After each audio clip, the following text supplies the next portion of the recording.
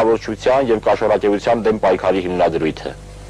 Այստեղ միայն կամք և վճռականություն է պետք, որից մենք փառք Աստծո զուրկ չենք։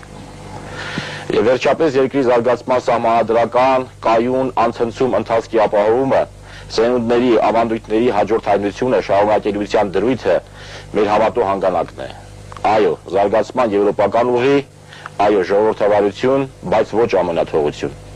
Այո, համամարտկային արժեքների, մարդու իրավունքների առաջնայնություն, բայց ոչ ազգային արժեքների ոչնչացման հաշվին։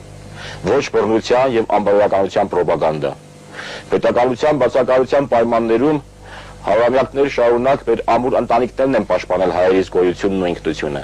Եկել է ժամանակը, որ ընտանիք պետությունը դարձնենք պետություն ընտանիք։ Մենք դա կարող ենք, մենք դա պարտավոր ենք անել։ Ես համոզված եմ դրանում։ Վազգեն Սարգսյանի կողմից շարադրած միասնության գաղափարական հենքի վրա մշակված է դաշինքի սոցիալ-տնտեսական զարգացման ծրագիրը։ Այսօր հանրապետության առջև կանգնած հիմնախնդիրներից ամենակարևորը և ամենահրատապը երկիրը ծանր սոցիալ-տնտեսական ճգնաժամից դուրս բերելն է։ Մնացած խնդիրները ածանցում են դրանից։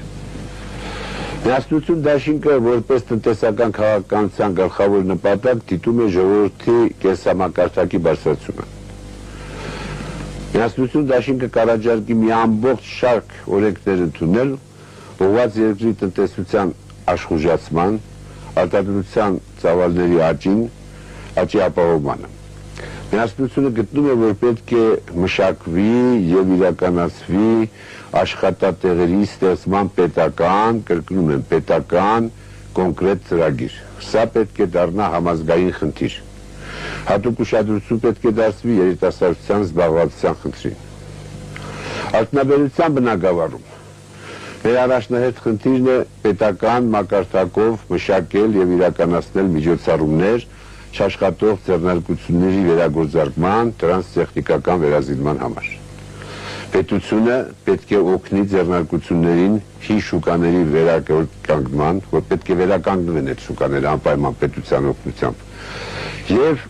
նոր շուկաներ դուրս բերելու գործում։ Պետությունը պետք է պաշտպանի հայրենական ապրանք արտադրողների շահերը։ Հատուկ ուշադրություն պետք է դարձվի խոշոր արդյունաբերական ձեռնարկություններին։ Պետք է փոխել վերաբերմունքը դրանց նկատմամբ։ Մեր մոտ այնպիսի վերաբերմունք կա, թե դրանք չարինք են։ Այլ խնդիրը կայանում է նրանում, որ պետք է գտնել օպտիմալ լուծումներ, թե ինչպիսի զարգացում պետք է նրանք ապրեն և ինչ կառուցվածքային փոփոխությունների պետք է ենթարկվեն։